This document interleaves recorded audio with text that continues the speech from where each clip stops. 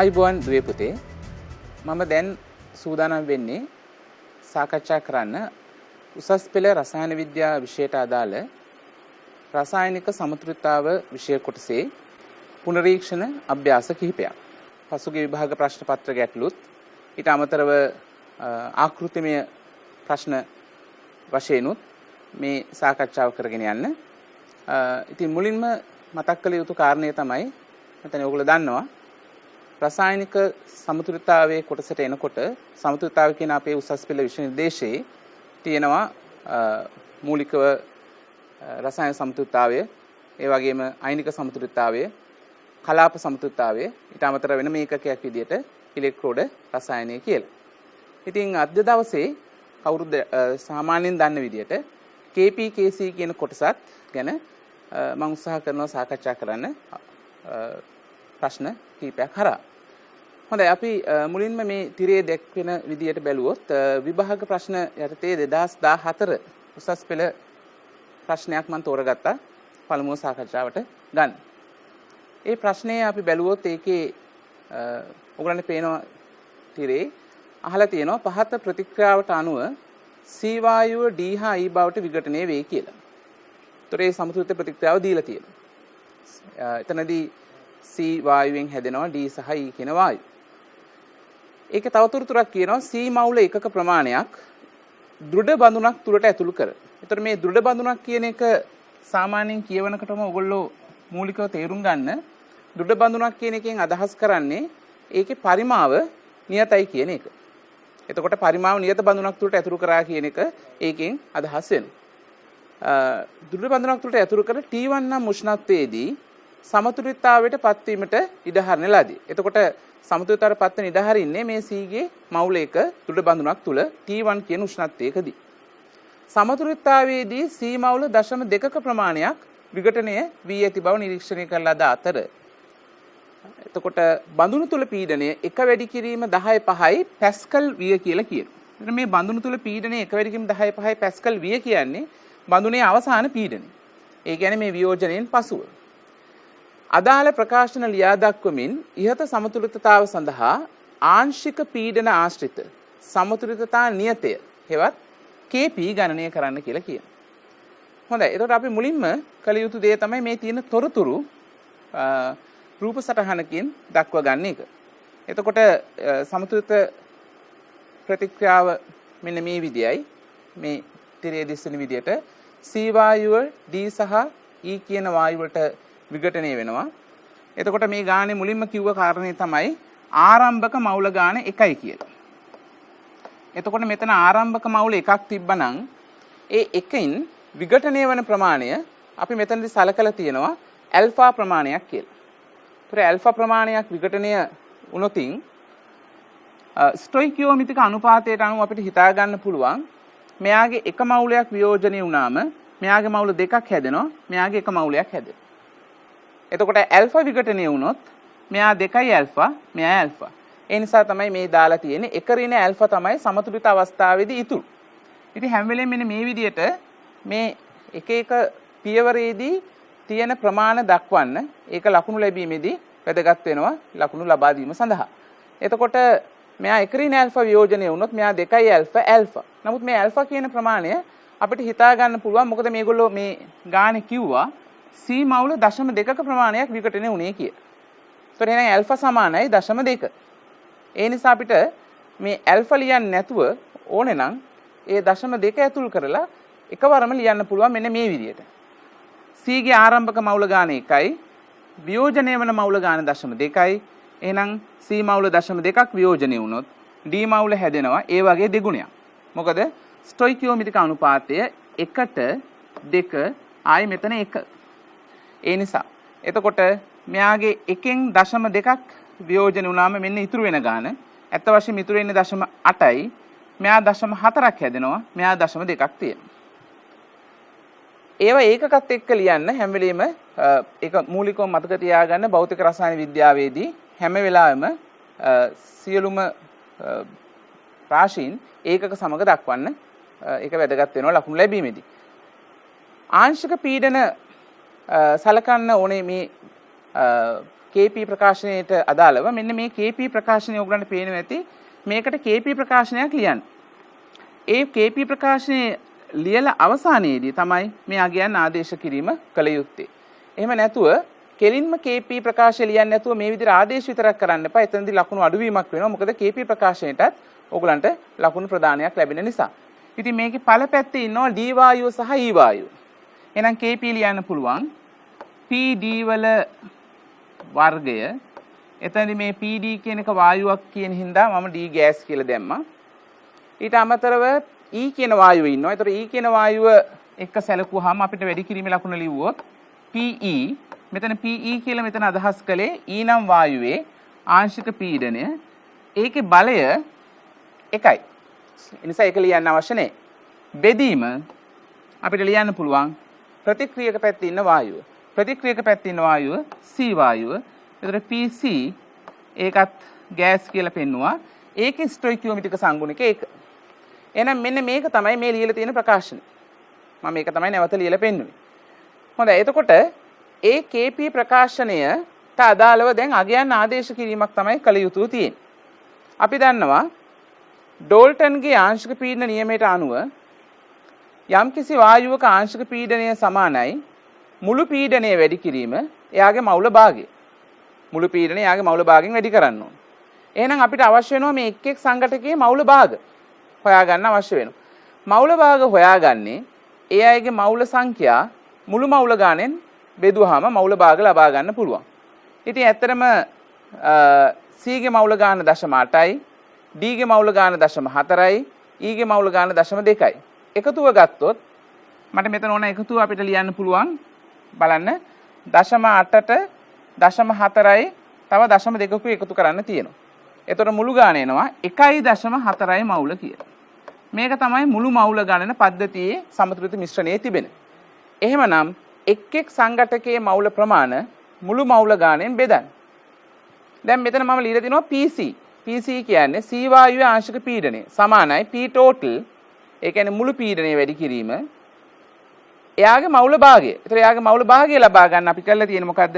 ඒ C කියන සංඝටකයේ මවුල ගණන මුළු මවුල ගණනෙන් බෙදලා තියෙනවා. ඒ කියන්නේ 0.8 බෙදීම 1.4. ඒ විදිහටම PD-ටත් ලියලා තිනවා. ඒ වගේම PE-ටත් ලියලා තියෙනවා. PD කියන්නේ P total. එයාගේ සමස්ත පීඩනය වැඩි කිරීම. එයාගේ මවුල ගාන 0.4 බෙදීම 1.4. PE කියන්නේ මුළු පීඩනය වැඩි කිරීම.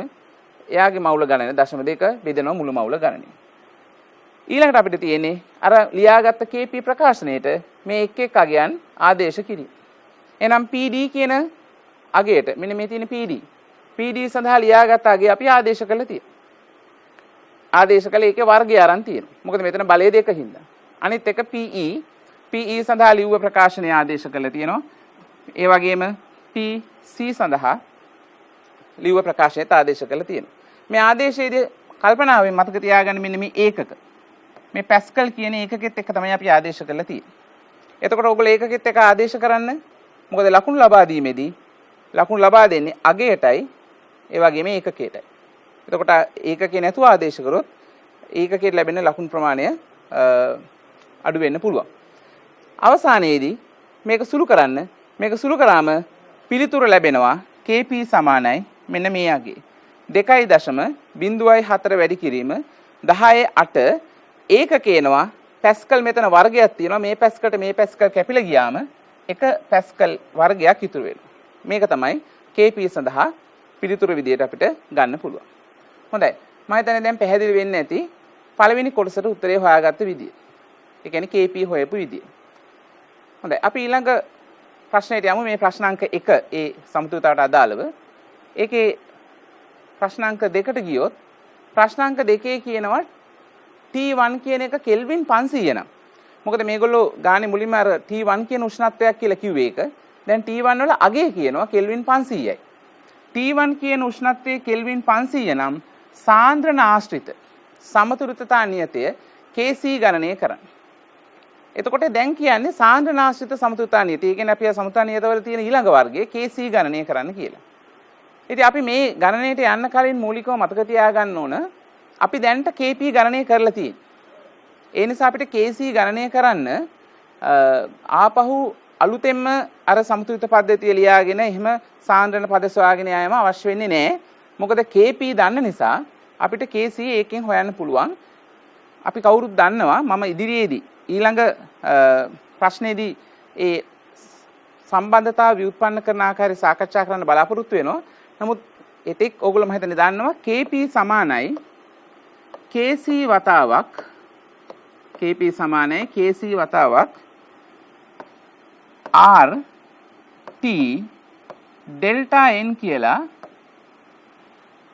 සම්බන්ධතාවයක් අපි මේ පාඩමේදී ව්‍යුත්පන්න කරනවා. ඒක අපි ඊළඟ ප්‍රශ්නේදී සාකච්ඡා කරමු ව්‍යුත්පන්න කරන්න හැටි. නමුත් ඒක දැනට මම හිතන්නේ හැමෝම මතකෙන් දන්නවා. KP කියන සමතුලිත නියතයෙන් කියන්නේ පීඩන පද ආශ්‍රිත සමතුලිත නියතය. KC කියන්නේ සාන්ද්‍රණ පද ආශ්‍රිත සමතුලිත නියතය. R සාරවත්‍ර වායු නියතය. T කියන්නේ මෙන්න මේ උෂ්ණත්වය. මේ ඩෙල්ටා n කියන එක තමයි තාම වැදගත්. ඩෙල්ටා n කියලා කියන්නේ ඩෙල්ටා n සමානයි ඵල පැත්තේ තියෙන. ඒ කියන්නේ සමතුලිත ප්‍රතික්‍රියාවේ ඵල පැත්තේ තියෙන ඵල වායු වල ස්ටොයිකියෝමිතික සංගුණකවල එකතුව. ස්ටොයිකියෝමිතික සංගුණකවල එකතුවෙන් අඩු කරන්න ප්‍රතික්‍රියක වායුවල, ඒ කියන්නේ ප්‍රතික්‍රියක පැත්තේ තියෙන වායුවල ස්ටොයිකියෝමිතික මම මේ කෙටියෙන් ලිව්වේ ස්ටොයිකියෝමිතික සංගුණකවල එකතුව. දැන් අපි ගාව තියෙනවා ඇත්ත වශයෙන්ම තුලිත රසායනික සමීකරණයක්. ඒ කියන්නේ ප්‍රතික්‍රියාවේ සමතුලිත ප්‍රතික්‍රියාව සඳහා ඒ තුලිත සමීකරණය දිහා බලලා ඒකේ ඉන්න ඵල පැත්තේ ඉන්නවා නම් වායු. හැබැයි මතක තියාගන්න මේ වායු කියන එක විශේෂයි. මොකද ඵල පැත්තේ ඉන්න සියලුම සංඝටකවල නෙමෙයි. වායුමය සංඝටකවල විතරයි මෙතෙන්දී අපි සාකච්ඡාව කරන්නේ. මොකද දැන් ඵල පැත්තේ ඉන්න පුළුවන් විවිධ සංඝටක. සමහර ඒවා සංඝටක ඝන අවස්ථාවේ තියෙනවා. සමහර ඒවා තියෙනවා ද්‍රව එහෙම නැත්නම් වායු. ඒක්වස්. ඒ කියන්නේ ජලීය ද්‍රාවණ වශයෙන් තියෙන පුළුවන්. නමුත් අපිට වැදගත් වෙන්නේ මේ KP සමානයි KCRT delta n සූත්‍රයේ delta n වෙනුවට අපි පාවිච්චි කරන්නේ ඵල පැත්තේ තියෙන වායුමය සංඝටක වල ස්ටොයිකියෝමිතික සංගුණකවල එකතුවෙන් ප්‍රතික්‍රියක පැත්තේ ඉන්න වායුමය සංඝටකවල ස්ටොයිකියෝමිතික සංගුණකවල එකතුව අඩු කළාම එන අගය. හොඳයි. අන්න ඒක ඊටම වැදගත් මතකයේ තියාගන්න. අපි බලමු ඒකේ උත්තරේ ලබා ගන්න විදිය එහෙමනම්. මෙන්න KP සමානයි KC වතාවක් RT delta n කියලා සමීකරණය නැත්නම් ඒ සම්බන්ධතාවය මම ලියලා තියෙනවා. දැන් මෙහි delta n හොයා ගන්නවා නම් අපි දන්නවා මේ ප්‍රතික්‍රියාවේ තිබ්බ සම්බන්ධතාවයේ අනුව delta n හොයන්න පුළුවන්. ඒකේ ඵල පැත්තේ හිටපු වායු ප්‍රමාණය බැලුවොත් ඵල පැත්තේ හිටපු වායු අණු ප්‍රමාණය මෙන්න මේ මතක ඇති මෙන්න මේ තියෙන්නේ D වායු අණු හිටියා දෙකක් E වායු අණු ඉන්නවා එකක්. තර ඵල පැත්තේ ඉන්න වායු අණු ස්ටොයිකියෝමිතික සංගුණක එකතු කරොත් මෙතන 2යි මෙතන 1යි 3යි. ප්‍රතික්‍රියක පැත්තේ ඉන්නේ එක වායුවයි C වායුව විතරයි. එයාගේ ස්ටොයිකියෝමිතික සංගුණක 1. එහෙමනම් අපිට මෙතන ඩෙල්ටා n ලියන්න පුළුවන් 3 ඍණ 1 කියලා. 3 ඍණ 1 කියලා ලියන්න පුළුවන්. 3 ඍණ 1 කියන එක තමයි මේ 2 කියලා අරන් තියෙන්නේ. හරි. එතකොට KP සමානයි KC වතාවක් RT වල 2 බලය කියලා එනවා ඒ අනුව. සම්බන්ධතාවය. දැන් හොයන්න ඕන කෙනා උක්තේ වශයෙන් ගන්න. හොයන්න යන්නේ KC මේ වෙලාවේ. එහෙනම් අපි KC උක්තේ වශයෙන් ගත්තාම KC කියන්නේ KP බෙදීම RT වල වර්ගය. KP දැනට අපි ගණනය කළා. මෙන්න ගණනය කරපු අගය දාලා තියෙනවා 2.04 වැඩි කිරීම 18යි පැස්කල් වර්ග. ඒක බෙදන්න RT වලින්. R වල අගය ප්‍රශ්න පත්‍රයේ මුල් පිටුවේ දත්තයන් ලෙස සඳහන් කරනවා නියත වල R කියන සාරවත්‍ර වායු නියතයේ අගය. ඒ අගයම හිතන්නේ ඔයගොල්ලන්ට මතකත් ඇති. 8.314 ඒකකේ බලන්නේ ජූල් මවුලයට කෙල්විනයට. ඒකකෙත් එක්කම ආදේශ කරන්න. වැඩි කිරීම උෂ්ණත්වයේ කෙල්වින් 500. මේ දීලා තියෙන උෂ්ණත්වය. ඒකේ බලය 2. හොඳයි. මෙන්න මේ සුළු කිරීම කළාම එන පිළිතුර තමයි මේ අරන් තියෙන්නේ. පිළිතුර 1.18 දශම ස්ථාන දෙකකට පිළිතුර දක්වලා තියෙනවා. වැඩි කිරීම 10 1 බලය.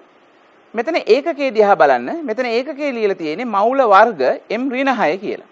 ඒකට හේතුව මේ SI ඒකක වලින් තමයි KC වල අගේ එන්නේ. ඒතකොට මෙතන අපි බැලුවොත් එහෙම පීඩණයට ආවේ පැස්කල් වර්ගය නම් පීඩන ඒකකයේ වර්ග වෙලා තියෙනවා වගේ සාන්ද්‍රණ ඒකකෙත් වර්ග වෙලා එන්නේ. සාන්ද්‍රණයේ SI ඒකකයේ ඉන්නේ mol ඝන මීටරයට.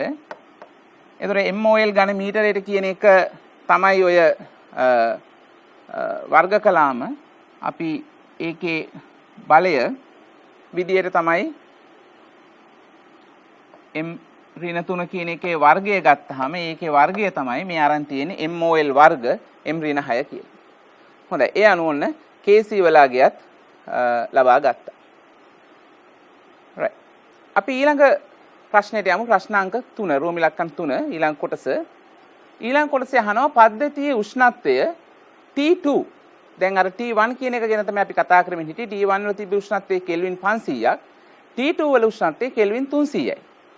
කෙල්වින් 300 දක්වා අඩු කළ විට D වලින්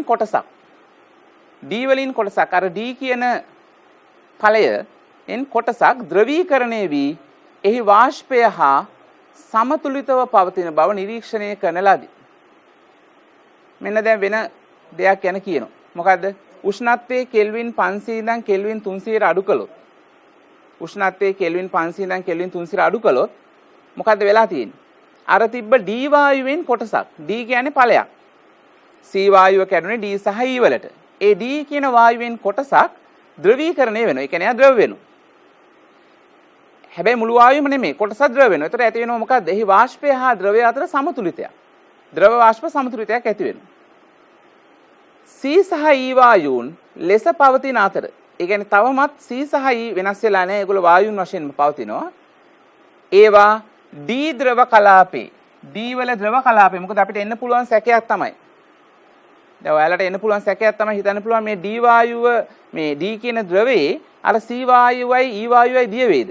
ඒක තමයි මේ කියන්නේ D හි ද්‍රව කලාපේ ද්‍රාව්‍ය නොවේ. C හා E වායුන් ද්‍රව කලාපේ දිය වෙන්නේ. ඒවා වායු කලාපෙම ඉන්නවා.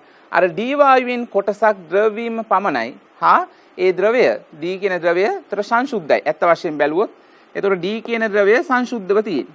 එතකොට මෙන්න D කියන ද්‍රවය නම් එතකොට මේ තියෙන යාගේ D කියන වාෂ්පය. එතකොට මේ දෙක අතර තියෙන්නේ ඇත්තටම එහෙනම් මොකද්ද? ආයි ගතික සමතුලිතය.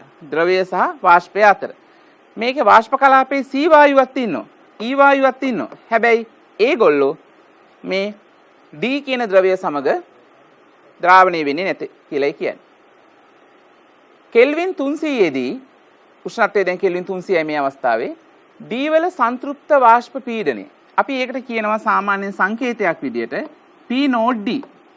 P නෝඩ් D කියන්නේ D කියන ද්‍රවය තනියෙන්ම හිටියානම් එයා විතරක් හිටියානම් තනියම සිටියානම් එයා මගින් ඇති කරන වාෂ්ප කලාපය ඇති කරන පීඩනයට කියනවා D නම් ද්‍රවයේ සංතෘප්ත වාෂ්ප පීඩනය. සංතෘප්ත වාෂ්ප පීඩනය. මේකට සමහර වෙලාවට සංශුද්ධ වාෂ්ප පීඩනය කියලාත් කියනවා. මොකද සංශුද්ධ ද්‍රවය මගින් ඇති කරන වාෂ්ප පීඩනය හින්දා. ඒක දීලා තිනවා 5.0.2 පැස්කල්. ඒ කියන්නේ පැස්කල් 500ක් වෙයි. T2 උෂ්ණත්වයේදී C හි විඝටනය වූ ප්‍රමාණය මවුල 0.1ක් වේ. අන්න දැන් උෂ්ණත්වය අඩු කිරීමත් සමග උෂ්ණත්වය වෙනස් කිරීමත් සමග C වල විඝටන ප්‍රමාණයත් වෙනස් වෙලා. ඉස්සෙල්ලා C වල විඝටන ප්‍රමාණය තිබ්බේ 0.2ක් දැන් තියෙන 0.1ක්. හොයන්න කියනවා නව උෂ්ණත්වයේදී Kp. අනිවාර්යයෙන්ම Kp වෙනස් වෙන උෂ්ණත්වයේ සමග. ඒ නිසා තමයි නව උෂ්ණත්වයේදී ඒ කියන්නේ මේ කෙල්වින් 300 දී Kp ගණනය කරන්න කියලා කියන්නේ. එහෙනම් අපි බලමු මේ ගණනය කරන්නේ කොහොමද කියලා. මෙන්න නැවත මේ පද්ධතිය ලියලා තියෙනවා පේනවා ඇති. මෙතන C වායුව D වායුව සහ ද්‍රව කියන දෙක තමයි මේ පෙන්නලා තියෙන්නේ. මොකද දැන් D ඉන්නේ වායු අවස්ථාවේ ද්‍රව අවස්ථාවේ දෙකේ සමතුලිත අවස්ථාව. E වායුවක් විදියට ඉන්නවා. ආරම්භක මවුල ඉස්සෙල්ලා ගත්තා වගේම මේකෙත් ආරම්භක මවුල තිබ්බේ 1යි C ගේ. හැබැයි වියෝජනය වෙන්නේ නැත්නම් විඝටනය වෙන්නේ 0.1යි. මෙයාගේ 0.1ක් විඝටනය වුණොත් ස්ටොයිකියෝමිතියට අනුව D හැදෙන්න ඕන ඒ වගේ දෙගුණයක්. 0.1 ඒවා දෙකක්. E හැදෙන්න ඕන ඒ වගේ එකක්. මොකද ස්ටොයිකියෝමිතික අනුපාතය 1ට 2ට 1 නිසා. 1ට 2ට 1 නිසා. හැබැයි මෙතනදී බලන්න මේ D කියන වායුවේ මෙතන මවුල ගණන දශම 1 වැඩි කිරීම 2යි කියලා ගත්තට ඒ දශම 2 ඉන්නේ වායුව විතරක් නෙමෙයි. මේ වායුව සහ ද්‍රවය කියන දෙකේම එකතුව තමයි දශම 2 වෙලා තියෙන්නේ. එතන වායුවක් ඉන්නවා, ද්‍රවයක් ඉන්නවා. දෙන්නගෙම මවුල වල එකතුව මුළු මවුල ගණන තමයි දශම 2 වෙලා තියෙන්නේ. එතකොට අපිට වෙන වෙනම දන්නේ නැහැ කොච්චර ඉන්නවද වායු කලාපයේ කොච්චර ඉන්නවද ද්‍රව කලාපයේ. දෙකේ එකතුව විතරයි දන්නේ. දැන් වායු කලාපයේ මුළු මවුල ගාන අපි දන්නේ නැහැ ඒ නිසා කියන්නේ. එහෙනම් අපි නොදන්න පදයක් අරන් තියනවා n. අන්න එහෙම ගන්න සිද්ධ උනේ C වායුවේ මවුල ගාන නම් දන්නවා. කීයද තියෙන C වායුවේ මවුල? 1න් දශම එකක් අඩු කරාම දශම 9ක් තියෙනවා. E වායුවේ මවුල ගානක් දන්නවා. ඒක දශම එකක් කියලා දන්නවා. හැබැයි අපිට D වායුවේ මවුල ගාන හරියටම කියන්න බෑ. මේ දශම 2යි කියලා තියෙන්නේ D වායුවේ මවුල ගාන විතරක් නෙමෙයි වායු මවුලයි එයාගේ තියෙන ද්‍රව මවුල ගානේ දෙකේ එකතුව තමයි දශම 2. ඒ නිසා අපි D වායුවේ මවුල ගාන ගැන නිවැරදිව දන්නේ නැති නිසා අපි වායු කලාපයේ මුළු මවුල ගාන n කියලා හිතනවා. n කියන එක එන්නේ මේ දශම 9ට මෙයාගේ දශම 1යි D ගේ යම් කිසි වායු මවුල ප්‍රමාණයක් ඇති ඒකත් එකතු කළාම එනාගේ තමයි n කියලා කියන්නේ. එහෙනම් දැන් නව ආංශික පීඩන හොයාගන්න ඕනේ. අපි ඉස්සල විදියටම ඩෝල්ටන්ගේ ආංශික පීඩන නියමය යොදාගත්තොත් PC කියන්නේ C වායු ආංශික පීඩනය සමානයි P total කියලා අපි මෙතන ලියලා තියෙන්නේ මුළු පීඩනය සමස්ත පීඩනය වැඩි කිරීම යාගේ මවුල භාගය. වායු කලාපයේ C වල මවුල භාගය. PE කියන්නේ මුළු පීඩනය වැඩි කිරීම වායු කලාපයේ E වල මවුල භාගය. මෙන්න විශේෂ දෙයක් කරලා තියෙනවා මෙන්න මේ හඳුනා ගැනීම ඉතා වැදගත්. මොකද්ද? PD කියලා කියන්නේ මොකද්ද? D වායුවේ ආංශික පීඩනය. ඒක මේ ක්‍රමයට ලියන්න බෑ. මේ ලියපු ස්වභාවයට ලියන්න බෑ. මොකද හේතුව? එයාගේ මවුල භාගය ගැන හොයන්න විදියක් නැහැ. එයාගේ මවුල ගන්න දන්නේ නැති නිසා. D වායු මවුල කීයක් ඉන්නවද කියලා අපි දන්නේ නැහැ නිවැරදිව. නමුත් අපිට එක දෙයක් පැහැදිලි. මොකද්ද? D ද්‍රවය සංශුද්ධවයි මේ මොහොතේ ඉන්නේ. මොකද මේ D කියන ද්‍රවය තුල කිසිම වායුවක් E වායුවත් C වායුවත් දියුනේ නැති හින්දා එය සංශුද්ධ ද්‍රවයක්. සංශුද්ධ ද්‍රවයක් නම් D හි සංතෘප්ත වාෂ්ප පීඩනය කියලා මේ දීලා තියෙන දත්තය. ඒ කියන්නේ P නෝඩ් D නෙවෙයි දීලා තියෙන්නේ. සංතෘප්ත වාෂ්ප පීඩනය කියන්නේ සංශුද්ධ වෙනකොට ඇති කරන පීඩනය. ඒ P නෝඩ් D එයාගේ ආංශික පීඩනය ලෙස සලකන්න පුළුවන්. මේ හඳුනා ගැනීම තමයි මේකේ කළ යුතු වැදගත්ම දේ. හොඳයි දැන් අපි මේ ආංශික පීඩන දන්න නිසා අපිට තියෙන්නේ KP ප්‍රකාශයට මේවා නැවත ආදේශ කරන්න. මෙන්න KP ප්‍රකාශනයට ආදේශ කරාම ලැබෙන දේ. දැන් KP ප්‍රකාශනය නැවත ලියලා නැහැ මෙතන. නමුත් ඕගොල්ලෝ දන්නවා KP ප්‍රකාශනය අපි මීට කලින් ලිව්වා. PD වර්ගය වැඩි කිරීම PE බෙදීම PC තමයි KP ප්‍රකාශනය වෙන්නේ. අර PD ට දානවා P node D වලගේ. P node D වලගේ තමයි මේ දාලා තියෙන්නේ. P නෝඩ් D ලෙස දීලා තිබ්බා සංතෘප්ත වාෂ්ප පීඩනය 5 වැඩි කිරීම 10.2 පැස්කල්. ඒ අගේ කෙලිම දාලා තියෙනවා. හැබැයි අපි දන්නේ නැහැ මුළු පීඩනය කීයද කියලා. ඒ නිසා මුළු පීඩනයට දාලා තියෙන්නේ P total නැත්නම් P සමස්ත කියලා ලියන්න පුළුවන් මුළු පීඩනය. මුළු පීඩනයේ වැඩි කිරීම මවුල භාගය E වල. ඒ වගේම PC ලියලා තියෙන්නේ මුළු පීඩනයේ වැඩි කිරීම මවුල භාගය ලියන්න ඕන C වල. C වල මවුල භාගය ලියලා තියෙන්නේ කොහොමද? එයාගේ මවුල ගණන බෙදීම මුළු මවුල ගණන ලෙස. හැබැයි මේ මොහොතේ අපිට ලැබෙන විශේෂ වාසිය තමයි මොකද්ද? මේ නොදන්න පද සුළු වෙනවා මේ විදියට. P උඩ තියෙන ලවයේ තියෙන P totalට නැත්නම් සමස්ත පීඩනයට හරේ තියෙන සමස්ත පීඩනය කැපිලා යනවා. ඒ වගේම ලවයේ තියෙන මවුල ගාන මුළු මවුල ගානට හරේ තියෙන මුළු මවුල ගාන සුළු වෙලා යනවා. ඒ දෙක සුළු වුණාම අවසාන වශයෙන් උත්තර එනවා 5 වැඩි කිරීම 10 වර්ගය පැස්කල් වර්ග බෙදීම මෙතන 9 කියලා එනවා. එතකොට KP සුළු කළාම එනවා මෙතන මෙන්න මේ ආගේ සුළු කළාම 2.78 දශම ස්ථාන දෙකකට උත්තරේ ගත්තාම වැඩි කිරීම 10.4යි පැස්කල් වර්ගය කියලා. එතකොට මම මේ නැවත කිව්වේ එhmenan KP යොදාගන්නේ PD ට දාගත්තේ සංතෘප්ත වාෂ්ප පීඩනය PE ට යොදාගත්තේ සමස්ත පීඩනය වැඩි කිරීම E වල මවුල භාගය. එතකොට E වල මවුල ගාන තිබේ 0.1 ඒක බෙදුවා n වලින්.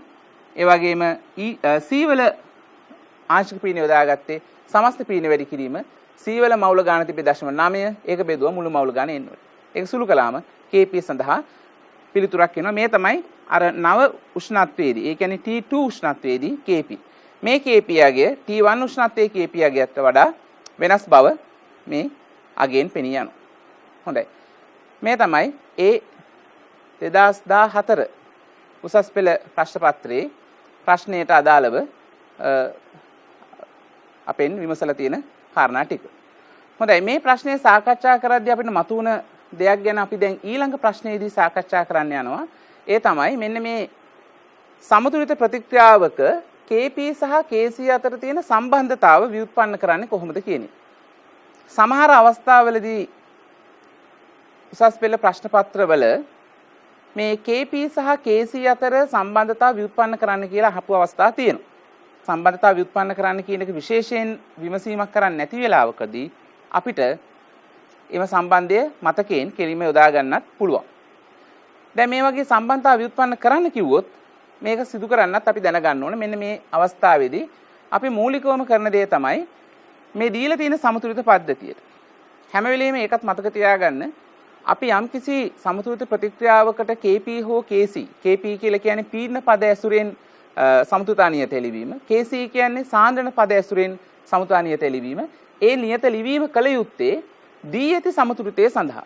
ඒතර දී ඇති සමතුලිතයේ වම් පැත්තේ ඉන්නේ ප්‍රතික්‍රියක ලෙසත් දකුණු පැත්තේ ඉන්නේ ඵල ලෙසත් අපි සලකනවා.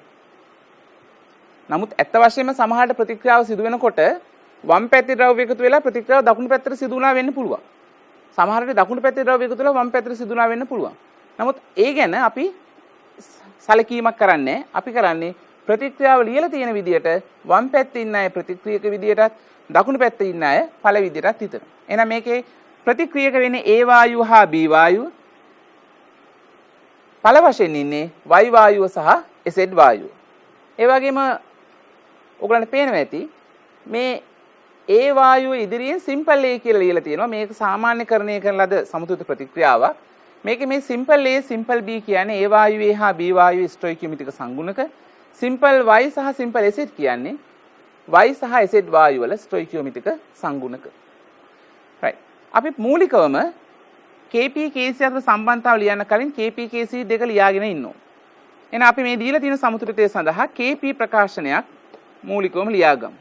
Kp සමානයි ඵල පැත්තෙන් ආරම්භ කරන්න. ඵල පැත්තේ ඉන්න වායුව තමයි Py.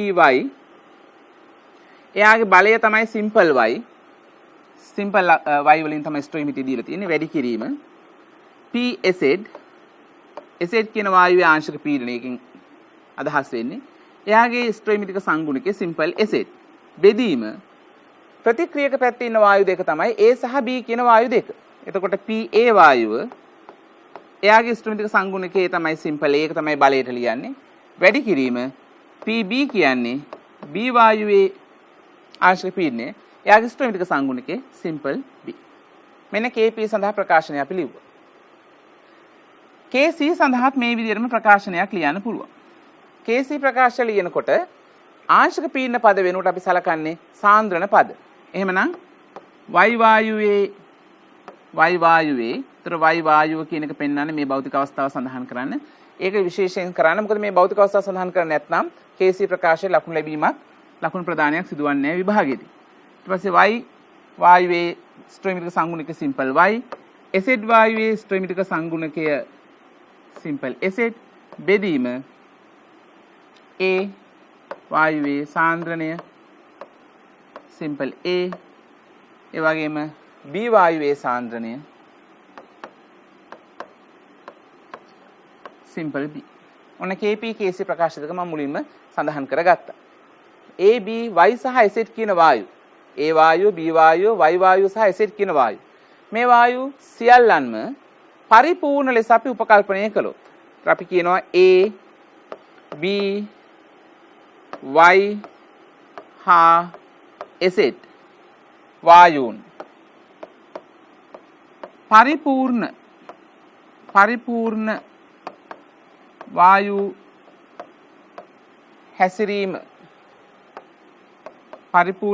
හැසිරීම උපකල්පනය කළ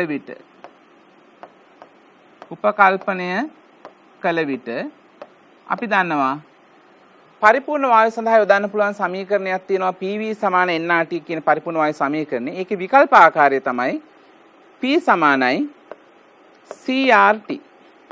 ඒකේ විකල්ප ආකාරය P සමානයි CRT. ඒක හදාගන්නේ මවුල ගාන පරිමාණ බෙදුවම සාන්ද්‍රණය කියන පදේ එනවා. P සමානයි CRT. මෙතන P කියලා කියන්නේ ආංශික පීඩනය, C කියන්නේ යාගේ සාන්ද්‍රණය, R සාරවත්‍ර වායු නියතය, T නිරපේක්ෂ උෂ්ණත්වය. මෙන්න මේ සමීකරණයට මේ එක් එක් පද දැන් අපි ආදේශ කරලා බලමු. එම නිසා මේ සමීකරණයට අනුව PY කියන එක අපිට ලියන්න පුළුවන් y වල සාන්ද්‍රණය, y කියන වායුවේ සාන්ද්‍රණය වතාවක් RT. ඒ වගේම PZ කියන වායුවේ සාන්ද්‍රණය වතාවක් RT. ඒ වගේම PA කියන වායුවේ සාන්ද්‍රණය වරක් RT. PB සමානයි B නම් වායුවේ සාන්ද්‍රණය ගුණ කිරීම RT. මේ විදිහට අපිට පුළුවන් P, PY, PZ, P කියන්නේ P සමානයි CRT, එහෙමනම් PY, PZ, PA, PB කියන ඒවා සඳහන් කරගන්න. මේ ලියාගත් ආංශික පීඩන පද දැන් KP ප්‍රකාශනයට ආදේශ කරමු. KP ප්‍රකාශනයට ආදේශ කරමු. හොඳයි. KP සමානයි. දැන් අපි ලියන්න ඕනේ PY වෙනුවට මෙන්න මේ අපි හදාගත්ත පදය. y වල සාන්ද්‍රණය වරක් RT. හැබැයි යාගේ බලයකුත් ඉන්නවා මතක තියාගන්න. y වෙනි බලය. එහෙනම් අපි ලියනවා y වල සාන්ද්‍රණය වතාවක් RT වල මම මෙතන සංකල වරහණක් යොදනවා, මෙතන කොටු වරහණක් දාලා තියෙන හින්දා සාන්ද්‍රණයට වල සම්පූර්ණ බලය සිම්පල් y.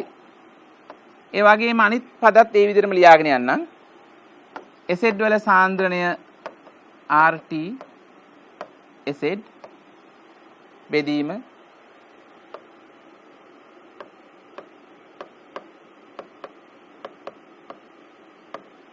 A වල සාන්ද්‍රණය වතාවක් RT. ඒ වගේම B වල සාන්ද්‍රණය වතාවක් RT වල සිම්පල් B. දැන් අපිට මේක සකස් කිරීමක් කරන්න පුළුවන්. මේ RT කියන පදය නැත්නම් RT කියන ගුණිතය තනි පදයක් විදිහට අරගෙන ඒක ඉවතට ගන්න පුළුවන්. මෙතන තියෙනවා RT කියන මුළු පදේම y වෙනි බලය, RT කියන මුළු පදේම Z වෙනි බලය. එතකොට අපි දන්නවා දර්ශක නීතිය අනුව පාද සමාන නම් ඒව ගුණ වෙනකොට ඒගොල්ලන්ගේ දර්ශක නැත්නම් බලයන් එකතු වෙනවා. ඒ නිසා මට මේක සකස් කළා මම මේ සාන්ද්‍රණ පද ටික එක පැත්තකටයි RT පද ටික එක පැත්තකටයි වෙන් කරලා ලිව්වොත් මේක ලියා ගන්න පුළුවන්. y වල සාන්ද්‍රණේ y වෙනි බලය, ඒ වගේම Z වල සාන්ද්‍රණේ Z වෙනි බලය බෙදීම A වල සාන්ද්‍රණේ A වෙනි බලය, B වල සාන්ද්‍රණේ B වෙනි බලය. ලවේ එනවා RT වල RT කියන තනි, ඒ කියන්නේ RT කියන පදේ ඒක තනි පදයක් විදිහට ගත්තොත් y වලයි Z වලයි බල දෙකේ එකතු. එහෙනම් y ධන Z බෙදන්න හරේ ඉන්න RT වල තනි පදයක් විදිහට RT සරිකුවොත් ඒකේ A ධන B වලින් A ධන B වලින්. දැන් මේක දිහා බැලුව ගමන්ම අපිට පෙනී යන එක කාරණයක් මොකද්ද? මේ ප්‍රකාශනයේ තමයි මේ අපි ලියලා තියෙන්නේ. y වල සාන්ද්‍රණයේ y වෙනි බලය, Z වල සාන්ද්‍රණයේ Z වෙනි බලය, A වල සාන්ද්‍රණයේ A වෙනි බලය, B වල සාන්ද්‍රණයේ B වෙනි බලය. එහෙනම් අපිට කරන්න පුළුවන් මොකද්ද? මෙන්න මේ මුළු ප්‍රකාශනයේ වෙනුවටම ආදේශ කරනවා අන්න අර KC කියන පදේ. ඒතර එනවා KP සමානයි KC කියන පදේ. මොකද KC ලිව්වා මම මෙන්න මේ සම්පූර්ණ ප්‍රකාශනයේ වෙනුවට. මේ ඔයගලන්ට පේන මෙන්න මේ මුළු කොටසටම අපිට ලියන්න පුළුවන් KC කියලා. RT වල පද ටික වෙනම සුළු කරගමු. උඩ තියෙන y ධන Z, යට තියෙන A ධන B. එතකොට අපි දන්නවා බෙදීමක් තියෙනකොට බෙදීමකදී දර්ශකවල ඒ බලයන් අඩු වෙනවා. ඒතර අපි ලියන්න පුළුවන් RT කියන මුළු පදේම y ධන Z අඩු කිරීම A ධන B කියලා. ඒතර y ධන Z අඩු කිරීම A ධන B. හොඳයි. දැන් මේක ටිකක් දිග වැඩි වගේ මේ ප්‍රකාශනයේ පේන හින්දා අපි ඒක කෙටි කරලා පෙන්නනවා. KP සමානයි KC වතාවක් RT කියන වරහන ඩෙල්ටා N. ඩෙල්ටා n කියලා කියන්නේ ඔන්න ඔය කතාව. දැන් ඩෙල්ටා n කියන්නේ මොකද්ද කියන එක විස්තර කරගත්තොත් අර ඩෙල්ටා n කියලා අපි ලිව්වේ මෙන්න මේ තියෙන උඩ තියෙන බලය වෙනුවට නැත්නම් ඒ දර්ශකයේ වෙනුවට. එම නිසා ඩෙල්ටා n කියන්නේ y ධන z වල අඩු කරන්න a ධන b. y ධන z කියන්නේ මොකද්ද කියන එක තමයි මම මීට කලින් විස්තර කිරීමේදී කිව්වේ. y කියලා කියන්නේ සිම්පල් y කියන්නේ y නම් වායුවේ ස්ටොයිකියෝමිතික සංගුණකය. සිම්පල් z කියලා කිව්වේ z නම් වායු ස්ටොයිකියෝමිතික සංගුණකය. එහෙනම් පොදුවේ කිව්වොත් අපිට කියන්න පුළුවන් පළවල සිටින නැත්නම් පළ වායුමය සංඝටකවල ස්ටොයිකියෝමිතික සංගුණකවල එකතුව තමයි මේ y ධන z. ඒකෙන් අඩු කරන්න තියෙනවා ප්‍රතික්‍රියක වායු. A හා B කියන ප්‍රතික්‍රියක වායු වල ස්ටොයිකියෝමිතික සංගුණක දෙක සිම්පල් A සහ සිම්පල් B කියන දෙකේ එකතු. මෙන්න මේක මතක තියාගන්න ඉතාල වැදගත්.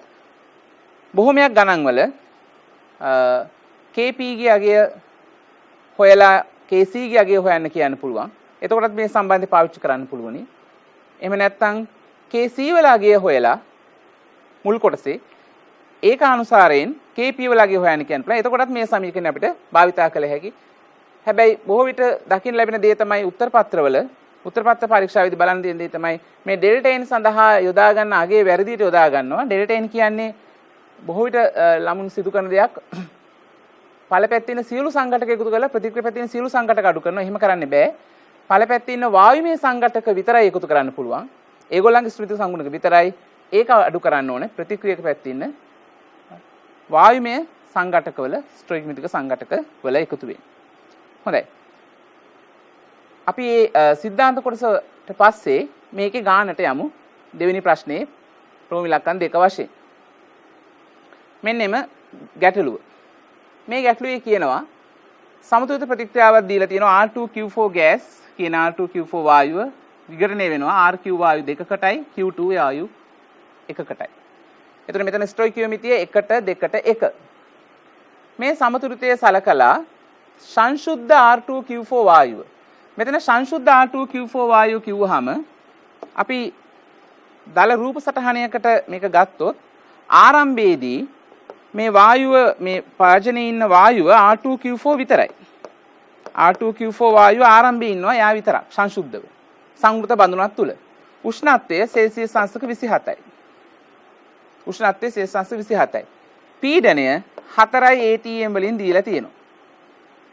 පසුව අපි මේක දීලා තියෙනවා ATM එකක් කියන්නේ එක වැඩි කිරීම 10/5යි NM ඍණ දෙක බව සලකන එක ATM කියන එක SI වලට පරිවර්තනය කරන්නේ. ඒ වගේ ATM සහ පැස්කල් නැත්නම් SI එක අතර සම්බන්ධයක් දීලා තියෙනවා නම් විතරක් ඒ පරිවර්තනය කරන්න. එහෙම නැත්නම් සාමාන්‍යයෙන් අපිට විභාගයේදී බොහෝ විට ලැබෙන්නේ SI එකක වලින්ම තමයි පීඩන පද.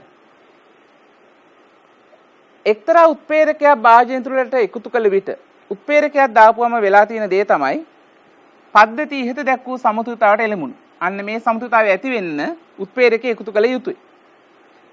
27 දී සමතුලිතව ඇති. ආයි උෂ්ණත්වය ඒකමයි 27මයි. ඒතර මෙතන උෂ්ණත්වය වෙනස් වෙලා නැති බවත් විශේෂයෙන් අවධාරණය කරගන්න. පීඩනය 6යි ATM විය. මෙන්න දෙවෙනි රූපයේ ඒ කියන තොරතුරට අදාළව. ඒ තමයි උෂ්ණත්වය 27මයි. හැබැයි දැන් උත්ප්‍රේරකය ඇතුළු කරාට පස්සේ මේ වායුව කැඩෙනවා R2Q4 කියන වායුව RQ කියන වායුව වලටයි Q2 කියන වායුවට. ඇත්තටම එහෙමනම් උත්ප්‍රේරකය යදුවට පස්සේ වෙන දේ තමයි වායු සංශුද්ධ වායුවක් වෙනකොට දැන් ඉන්නේ වායු මිශ්‍රණයක්. ඉස්සෙල්ලා තිබ්බේ සංශුද්ධ වායුවක් R2Q4 කියන වායුව විතරයි. දැන් තියෙනවා ඇත්තටම වායු මිශ්‍රණයක්. මේ වායු මිශ්‍රණයේ මුළු පීඩනය තමයි 6යි ATM කියලා දීලා තියෙන්නේ. ඒතර 6යි ATM කියලා කියන්නේ මෙම වායු මිශ්‍රණයේ සමස්ත පීඩනය. ඉස්සෙල්ලා 4යි ATM කිව්වේ තනි එක වායුවක. ඒ කියන්නේ සංශුද්ධ R2Q4 වායුවේ පීඩනයයි. මෙම පද්ධතිය සඳහා 27 දී සෙල්සියස් අංශක 27 කින් උෂ්ණත්වයේදී Kp සහ Kc ගණනය කරන්න. සැලකිය යුතුයි කියලා දීලා තියෙනවා. උත්ප්‍රේරක භාජනයේ තුරට එකතු කරන විට භාජනෙන් කිසිවක් පිටතට නොවන බව උපකල්පනය කරන්න. ඒ කියන්නේ සංවෘත බඳුනට අපි උත්ප්‍රේරකය දැම්මා කියලා බඳුනේ තියෙන වායුවක් එළියට ගියේ නෑ කියලා උපකල්පනය කරන්න. හොඳයි. මුලින්ම දැන් අපිට මේ Kp හොයන්න වෙන අවශ්‍යතාවයේදී වෙන ගැටලුව තමයි මේ එක් එක් වායුන්ගේ ආංශික පීඩන අපි ඉස්සෙල්ලම දැනගන්න ඕන ඉස්සෙල්ල ගණනේදී වගේ. ආංශික පීඩන හොයාගන්න නම් අපිට වෙනවා මේගොල්ලන්ගේ මවුල ප්‍රමාණය අපිට දීලත් නැහැ. බඳුනේ පරිමාව දීලත් නැහැ. එහෙමනම් ඒව අතර සම්බන්ධතාවයක් මගින් මේ R2Q4 කියන වායුවෙන් කොපමණ ප්‍රමාණයක් විඝටන වුණාද කියලා හිතා ගන්න වෙනවා. ඉතින් අපි මෙන්න මෙහෙම ඒ වගේ අවස්ථාවකදී ඉස්සෙල්ලාම මේ දීලා තියෙන සමතුලිත ප්‍රතික්‍රියාව ලියාගමු. මේ සමතුලිත ප්‍රතික්‍රියාවේ දැක්වෙන පරිදි ස්ටොයිකියෝමීටියන් අණුව බැලුවොත් 1ට 2ට 1 අනුපාතයෙන් තමයි මේ විඝටනය වෙන්නේ. මම ආරම්භක මවුල ගාන n කියලා හිතුවොත් R2Q4 මොකද දීලා නැති නිසා. අපි දන්නේ නැති නිසා අපි ඒක නොදන්න පදයක් දාගත්ත n කියලා. එය n කියන ආරම්භක මවුල ගණනෙන් විඝටනය වන ප්‍රමාණයට a කියලා දාගන්න. මේකට Tamanට කැමති අපිට කැමති අකුරක් යොදා ගන්න පුළුවන්. මම මෙතෙන්දී යොදාගත්ත ආරම්භක මවුල n විඝටනය වන මවුල ගාන simple a. simple a විඝටනය වුණොත් RQ හැදෙන්න ඕන කොච්චරක්ද? ස්ටොයිකියෝමීට්‍රික අනුපාතයට අනුව 1ට 2 අනුපාතයෙන් RQ හැදෙන්න ඕන. ඒ කියන්නේ 2යි a. Q2 වායුව හැදෙන්න ඕන a ප්‍රමාණයක්. පැහැදිලිද? එතකොට R2Q4 කියන වායුව a කියන වායු මවුල ප්‍රමාණයක් විඝටනය වුණොත් RQ කියන වායුව දෙවරක් ඒ වගේ දෙගුණයක් හා Q2 වායුව a හා සමාන ප්‍රමාණයක්. එහෙනම් සමතුලිත අවස්ථාවේදී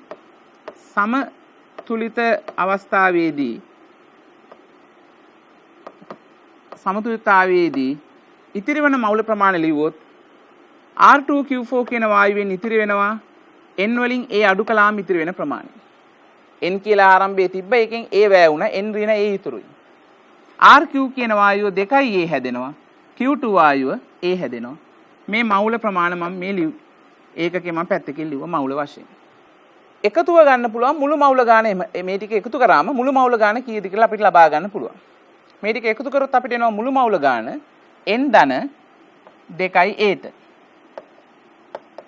n ධන 2යි a වලට.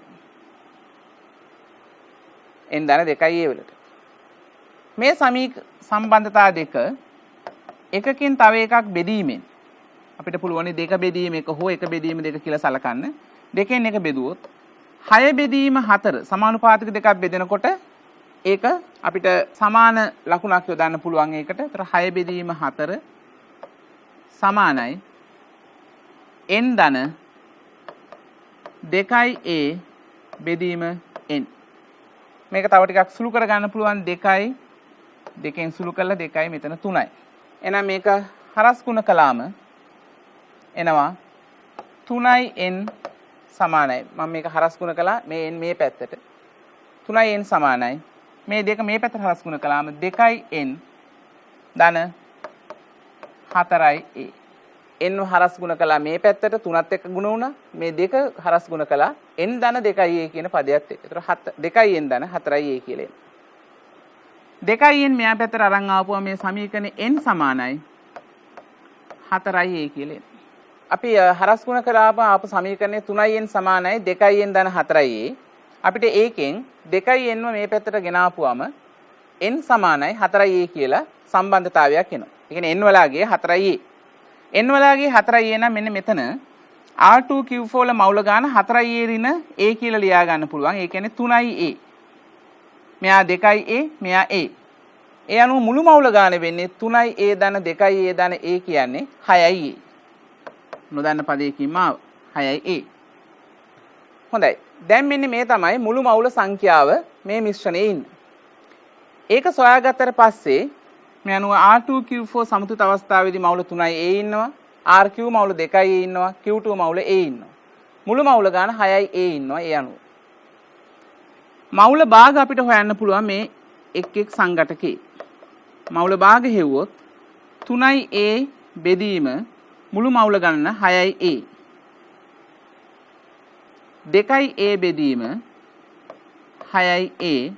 ඒ වගේම a බෙදීම 6යි a. සුළු වෙලා ගියාම මෙතන උත්තරේ එනවා භාගයයි මවුල භාගය. මෙතන උත්තරේ 3න් 1යි. මෙතන උත්තරේ 6න් 1යි. මවුල භාග දන්නවා නම් අපිට දැන් ආංශික පීඩන හොයාගන්න පුළුවන්. අපිට අවශ්‍ය උනේ ඇත්තටම ආංශික පීඩන හොයාගන්නයි මේ කාරණේ කරේ. ආංශික පීඩන ලැබෙනවා මවුල භාග වැඩි කිරීම මුළු පීඩනය. මෙන්න මුළු පීඩනය. 6යි ATA. එමනම් භාගය වැඩි කිරීම 6, ඒ කියන්නේ 3යි. 3න් එක වැඩි කිරීම 6, ඒ කියන්නේ 2යි. 6න් එක වැඩි කිරීම 6, ඒ කියන්නේ 1යි. ඔන්න ආංශික පීඩන පද අපිට ලබා ගන්න පුළුවන්කම ලැබෙනවා. ආංශික පීඩන පද අපි දන්නවා නම් දැන් අපිට KP හොයන්න පුළුවන්. RQ කියන ආංශික වායුවේ ආංශික පීඩනයේ දෙවෙනි බලය වැඩි කිරීම, Q2 කියන වායුවේ ආංශික පීඩනය බෙදීම. ඒකේ පළවෙනි බලය. මොකද ඒක ස්ත්‍රිමිතික සංගුණික 1යි. බෙදීම P R2Q4 කියන වායුවේ ආංශික පීඩනයේ ඒකේ ස්ත්‍රිමිතික සංගුණික 1යි. මේ හොයාගෙන තියෙන අගයන් දැන් අපිට ආදේශ කරන්නයි තියෙන්නේ. හොඳයි. එහෙනම් KP සඳහා අපි මේ ප්‍රකාශයෙන් ආදේශ කළොත් මෙතන අපිට ඇවිල්ලා තියෙනවා RQ කියන වායුවේ ආංශික පීඩනය 2යි ATM. ඒතර 2යි ATM කියන එකේ දෙවෙනි බලය. Q2 කියන වායුවේ ආංශික පීඩනය ඇවිල්ලා තියෙනවා 1යි ATM. 1යි ATM මම ඒකකත් එක්කම ආදේශ කරනවා. බෙදීම R2Q4 වායුවේ ආංශික පීඩනය 3යි ATM. ඒකකත් එක්කම ආදේශ කිරීම සිදු කරන්න. ඒ අනුව ඒකක සුළු වෙලා අවසාන පිළිතුර එනවා 2 වර්ගයේ 4යි 4 බෙදීම 3. 4 බෙදීම 3 කියලා. ඒතර 4 බෙදීම 3යි ATM වර්ග. හැබැයි අපි මෙහෙම 4 බෙදීම 3 කියලා තියන්න බෑ. ඒක තවදුරටත් සුළු කරලා අවසාන පිළිතුර වශයෙන් තියන්න ඕනේ. ඒකට 4 බෙදීම 3යි කියන්නේ අපි 4 3 බෙදුවොත් 1.3යි මේ විදිහට දිගටම දශම ස්ථානය යනවා. සමාවර්ත දශම ස්ථාන. ඒ නිසා අපි 1.33 නවත්තමු. 1.33යි ඒකකය ATM වර්ගය. මේක තමයි අපිට ඒකේ අවසාන පිළිතුර වශයෙන් ලැබෙන්නේ KP සඳහා. KP සඳහා පිළිතුරු ලැබුණාම KC ගණනය කිරීම කරන්න අපිට පුළුවනි අර KP සහ KC අතර සම්බන්ධතාව භාවිතා කරලා. ඒතර KP සහ KC අතර සම්බන්ධතාව අපි මෙතන ව්‍යුත්පන්න කරගත්ත මීට කලින් ඒ සමීකරණයට මේ අගයන් ආදේශ කිරීමෙන් අපිට KP හා KC අතර සම්බන්ධතාව ගණනය කරගන්න පුළුවන්කම ලැබෙනවා. හොඳයි KP අගය ගණනයෙන් පසුව අපිට KC ගණනය කිරීමට තිබෙනවා. ඒතර අපි KC ගණනය කරන්න අපි මීට කලින් අවස්ථාවේ මෙන්න මේ සම්බන්ධතාවය හදාගත්තා KP සහ KC අතර සම්බන්ධතාවය. KP සමානයි KC වතාවක් RT වල ඩෙල්ටා n වෙනි බලය. අපි මේ සම්බන්ධතාවය දැන් මේ අවස්ථාවේදී යොදාගත්තොත් අපි දන්නවා ඩෙල්ටා මම මෙලියලා තියෙනවා KP සමානයි KC වතාවක් RT වල ඩෙල්ටා n. ඩෙල්ටා n සමානයි මේ මොහොතේදී අපිට කියන්න පුළුවන් ඩෙල්ටා n වල අගය පළ වායු අණු සංඛ්‍යාව 2 1 3යි 3න් එකක් අඩු කරන්න. එතකොට එනවා ඩෙල්ටා n සමානයි 2යි. එහෙනම් KP සමානයි KC වතාවක් RT වල දෙකේ බලය. ඒකෙන් මට KC යුක්තය ලෙස ගන්න ඕනේ. KC යුක්ත කළාම එනවා KP බෙදීම RT කියන මුළු එකේ දෙකේ බලය. දැන් මේ ආදේශය සිදු කරනකොට කල්පනාකාරී වෙන්න මෙන්න මේ සම්බන්ධය දැන් භාවිතා කරන්න මේ ඔබට දී තිබෙන සම්බන්ධය. මොකද සම්බන්ධය ATM එකක් කියන්නේ පැස්කල් 10/5ක් බව. මොකද අපි ඒකකයේ වශයෙන් RT යොදන්න යන්නේ SI ඒකක වලින් දීලා තියෙන අගය. ATM කියන්නේ SI ඒකකයක් නෙමෙයි. එහෙනම් අපිට දැන් මේක SI ඒකක වලට පරිවර්තනය කරව ගැනීමක් සිදු කරන්න වෙනවා. ඒ කියන්නේ NM ඍණ 2 බවට. ඒ නිසා ATM වර්ගය කියන එක අපි දන්නවා දැන් මේ කියන විදිහට ATM එකක් කියන්නේ 10/5යි පැස්කල් නම් නැත්නම් වර්ග මීටර නිව්ටන් නම් ඒ වගේ වර්ගයක්. ඒ කියන්නේ 10/5 වර්ගය කියන්නේ 10 වෙනි බලය. N M ඍණ 2 වර්ගය කියලා ගන්න පුළුවන්. බෙදීම R වෙනුවට මේ දීලා තියෙන අගය ආදේශ කරන්න සාරවත්‍ර වායු නීතිය සඳහා දී ඇති අගය 8.314 ජූල් කෙල්විනයට මවුලයට. ඊට අමතරව නිරපේක්ෂ උෂ්ණත්වය ලෙස මේ දීලා තියෙන උෂ්ණත්වයට සෙල්සියස් අංශක 27ට 273ක් එකතු කරලා නිරපේක්ෂ උෂ්ණත්වය ලබා ගන්න කෙල්වින් 300යි. 300යි කෙල්වින්. මේ මුළු සංඛ්‍යාව මෙන්න මේ ගුණිතේ වර්ගයෙන් බෙදීමෙන් අපිට අවසාන පිළිතුර ලබා ගන්න පුළුවන්. ඒ පිළිතුර 2.138 වැඩි කිරීම 10යි 3යි ඒකකයේ ලබා ගන්නකොට මතක තියාගන්න මම මීට කලිනුත් ප්‍රකාශ කළා වගේම අපි බලන්න ඕන kp ට ඇවිල්ලා තියෙන ඒකකයේ වර්ගය ATM වල වර්ගය. එහෙම නැත්නම් සාන්ද්‍රණයට එන්නේ එයාගේ සාන්ද්‍රණ ඒකකයේ දෙවෙනි බලය වර්ගය නෙයි. එහෙම සාන්ද්‍රණ ඒකක එන්න ඕනේ SI ඒකක වලින්. ඒතර SI ඒකකයේ වෙන්නේ ඝන මීටරයට මවුල. එතකොට අපි ඒක වර්ග කළොත් mol වර්ග m ඍණ 6 කියන ඒකකය ලැබේ. ඒ අනුව අවසාන පිළිතුර විදියට අපිට ලබා ගන්න පුළුවන් කේස් සඳහා මෙම අගය. හොඳයි. අපි එහෙමනම් මේ ප්‍රශ්නේ අවසන් වෙනවා මේ සමගින්. මේ දක්වා අපි සාකච්ඡා කළේ රසායනික සමතුලිතතාව පාඩමට අදාළ පුනරීක්ෂණ අභ්‍යාස කිහිපයක්. අපි තවත් පුනරීක්ෂණ වැඩසටහනකින් නැවත හමු වෙමු. ආයුබෝවන්.